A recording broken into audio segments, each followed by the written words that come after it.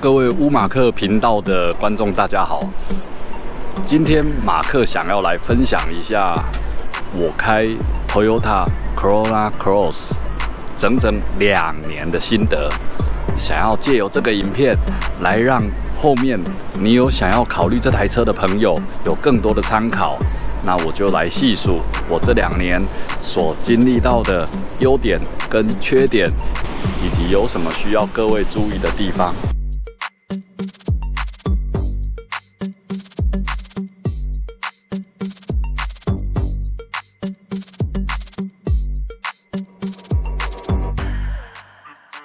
首先，我先介绍一下我平时使用这台车的用途。我的职业是一个专案业务，所以我需要开着车去跑业务。因此，我的工作的时候呢，很有机会开着这台车从台北往南部跑，从台北往中部跑。所以我需要的是一台可以让我长途驾驶，而且非常舒适的一台车。第二个需求，我有在从事冲浪运动，所以我的车不能太小，我的车要能够足以收纳我的冲浪板，甚至我如果在浪点做外冲的时候，所谓的外冲呢，就是我开车到外地去冲浪，去外地的浪点冲浪的时候，甚至我是有需要在抵达的前一个晚上在车子上做车速的，所以收纳冲浪板以及车速，简单的车速是我的需求。那我就来分享一下我这台车的优点哦。首先，我这台车因为是 Hybrid 油电的版本，所以非常的省油。我的平均油耗1公升可以跑到 20.7 到20.7、20.5 这个区间的油耗表现，所以它替我省下了非常多的汽油钱。这对于我本身是一个用车子来跑业务，以及常常我假日会需要到海边冲浪，这对于我的高里程驾驶是一个非常有利的优势。第二个优点就是 Toyota 的维修保养的服务非常好，而且非常的迅速。如果我在前一天约好隔天要保养，通常都可以成型，并不会有后勤保养上的困扰，所以我觉得非常棒，而且保养的费用也非常的符合 CP 值。如果作为一台国产车，以维修保养后勤的服务来说，确实是非常重要的。第3个优点，本身178公分，70公斤，这台车的空间非常的适合我。如果要挑到同级车的话，也许它的车高并没有这么的高，也因为车内空间还算宽广，所以我在行车的感受上是非常舒适的，而且相对的，我的行车视野是比小客车还要高，所以我在行车的时候的视野非常的舒服，也有助于我去南部出差开远途的时候呢，我相对的是比较舒适的。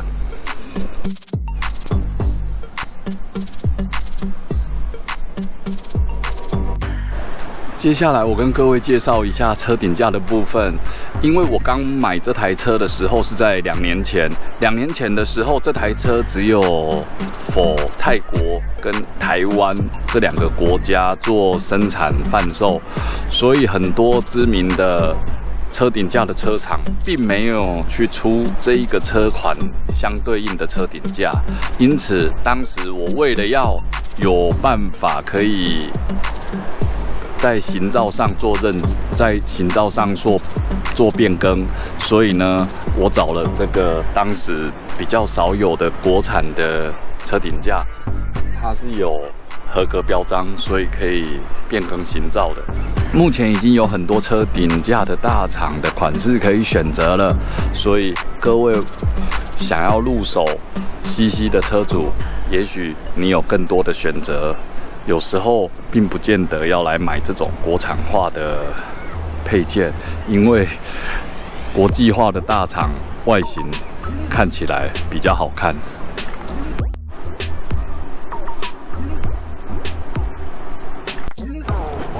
这就是我的后车厢的状况。我有防水袋，然后有我冲浪需要在海边盥洗的自来水桶，以及有一些童军椅，这是我放冲浪板的样子。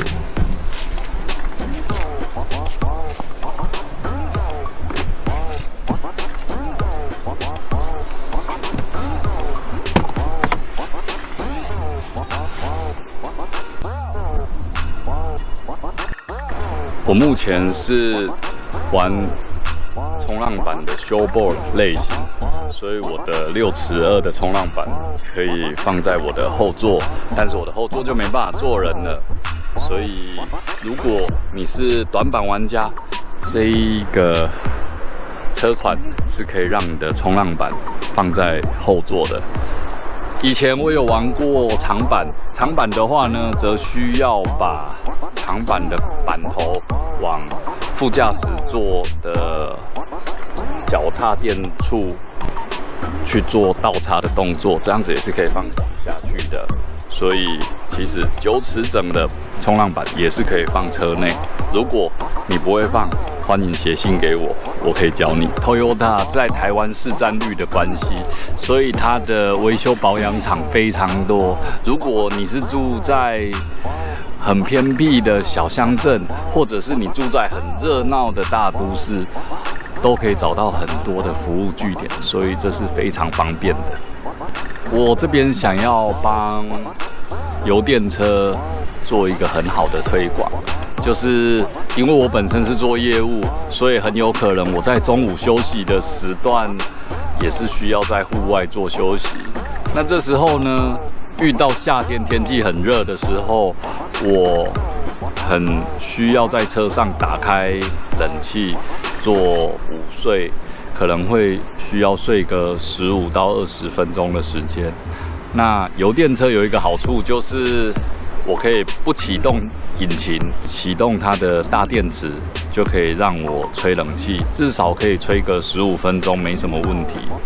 而且在这个过程中是不会启动引擎的，所以是非常安静，而且也相对比较环保。这是我觉得油电车一个非常棒的优势。那接下来我想讲讲它的劣势。这台车子在我行驶的感受上，我会觉得它的隔音是比较差的，就是轮噪声比较大。我在开高速的时候会听到比较大的轮噪声，而且我的隔音效果没那么好。相对我以前开过的福特的 Focus 1.5 Turbo 的话，隔音效果以 CC 来说是真的表现得不是很理想，以及我在行驶的时候，如果在做急弯的转弯，会觉得车子在转弯的时候的侧倾角度相对比较大，所以会让我有不安稳的感觉。也因此呢，我需要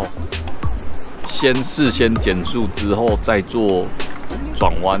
入弯的动作，这样会让我比较安心一些。所以它的车子设计并不是用来激烈超驾。有一个非常棒的优点，就是 Toyota 的车子它的冷气都非常的凉，所以到了夏天的时候呢，吹空调的时候是非常舒服的一件事情。这也是 Toyota 的一个品牌特色之一哦。至于我这台车有没有遇到很多车主面临的漏水的问题呢？那个 V 柱跟天花板处的漏水问题，我这台车是 CC 的豪华这个等级，那刚好这个车型呢是没有漏水的问题。一开始我买到车子的时候也很担心会不会漏水，所以我常常在下雨天的时候躲在车子里去观察半个小时、1个小时有没有漏水。结果时间证明呢，现在使用了2年，它并没有漏水的问题。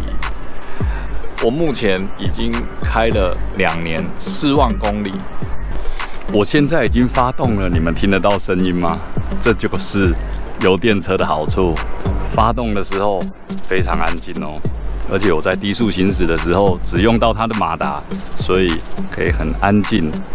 不会有汽油车的声音。也因为是油电车的关系，所以我在低速行驶的时候非常安静，非常平稳。我也逐渐习惯这种行车的舒适感，我觉得非常棒，推荐给各位哦。如果1到10分来推荐这台车的话，我觉得它有8.5分以上。首先，它的车价不贵，而且又是国产车，所以相对的在维修、在后续的保养上的开支是比较少的，所以我很推荐这台车。虽然有很多的计程车都是用这台车作为一个选择，但是反过来想，也因为这台车的条件好，所以才有这么多的计程车会想选择这台车。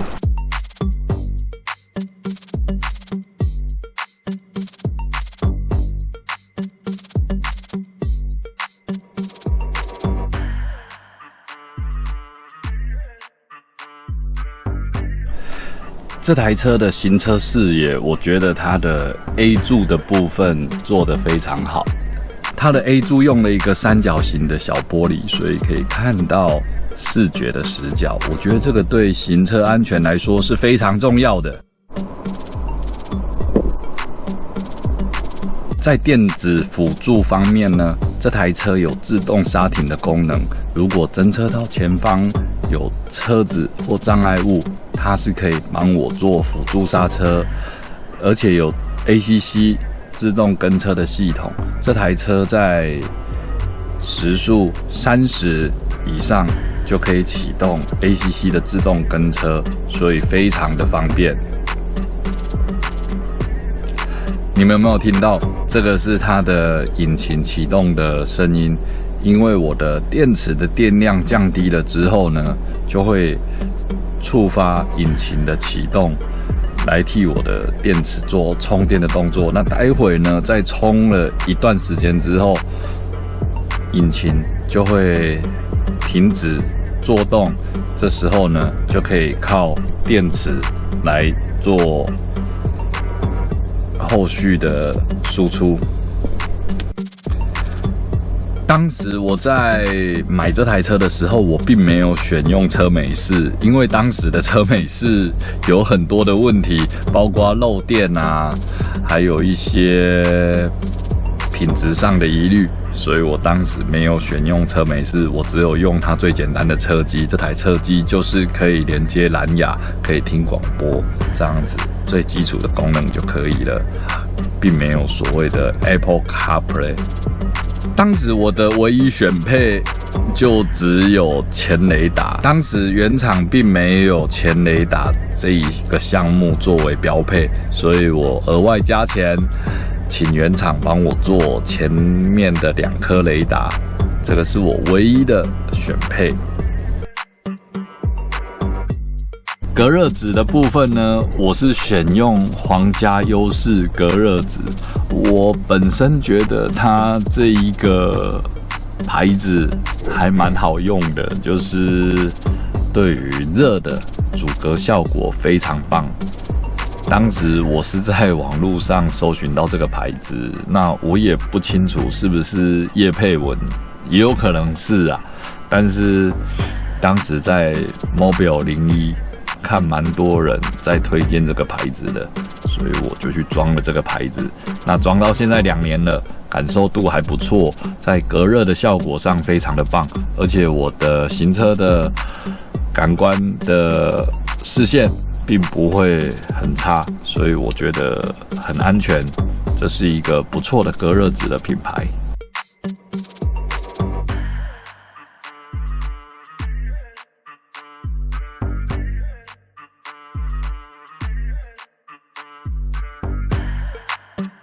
现在已经听不到引擎发动的声音了，是转由大电池来做电力的供应，所以还蛮安静的。我觉得这个就是油电车的一大福音，这个也是汽油车无法办到的。汽油车在怠速的时候肯定会发动汽油，就会有这一个很大的噪音产生，但是油电车就像我现在这样子，不会有任何的引擎声，所以我觉得非常棒。我觉得这个也是值得推广的一大优势。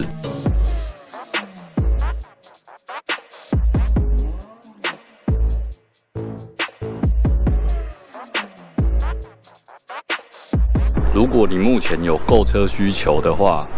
我很建议你到 Toyota 的展示间去试驾看看 Corolla Cross，